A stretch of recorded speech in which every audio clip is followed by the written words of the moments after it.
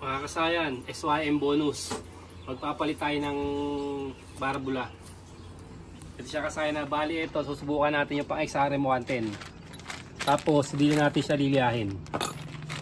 Ito yung pang ano to ha, XRM 110. Ito SYM bonus 110. Ito siya ha.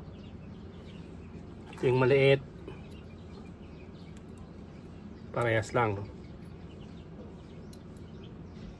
Parehas lang din. Tapos ito yung malaki.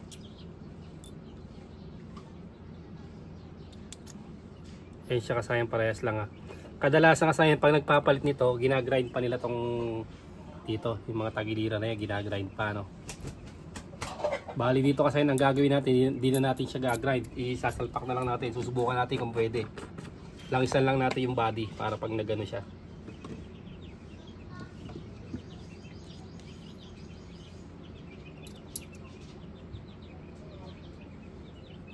Tapos sasalpak na natin.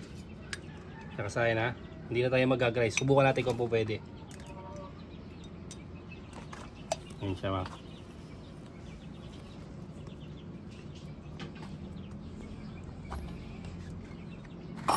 Ayan. Tatry natin to kasayan kung uubra na hindi na siya i-grind o liliyahin. Ano rin. Isasalpak na lang kagad natin siya.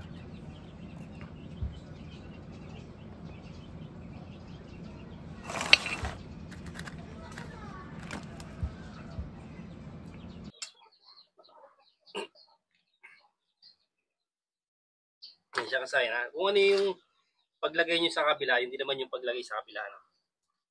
Para makita nyo lang na yun yung bago na hindi na natin kailangan siyang hirap. Subukan natin. Tapos ilalagay namin yan dito. Kasalpak natin yan dyan para malaman natin kung good sa pang-XRM 110 yung nilagay natin. I-assemble muna namin. Yan kasayan na, ikabit na natin ha.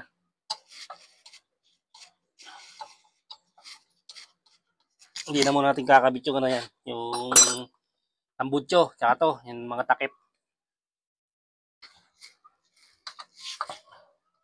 Para malaman lang natin kung gagana siya na wala nang gas.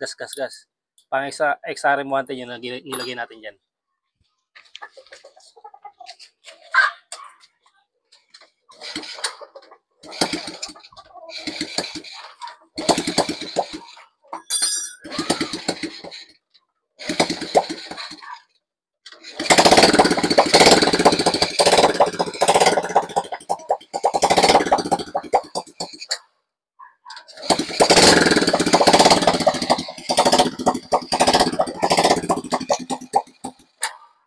Masaya na, pwede ha.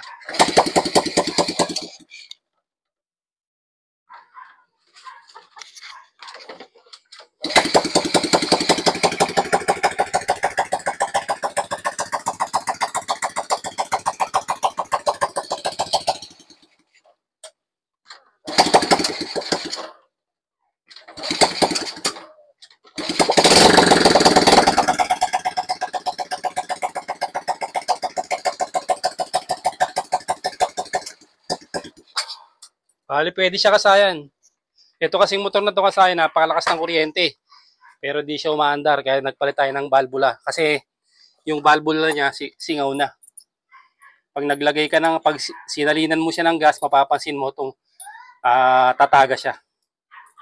Kaya nagpalit na tayo ng pang XRM 110, pwede naman. Tsaka din na rin natin, di na natin siya inasa. Kasi dati na namang may hasa yung mga gilid niya. Kaya di na natin sinubukan. Sinubukan lang natin kung ubra at umubra naman pala.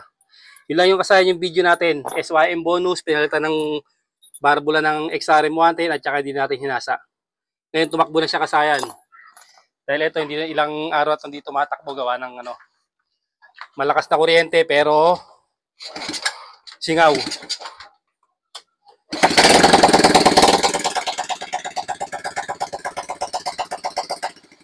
Hanggang dito na lang mga kasayan. Salamat sa panonood.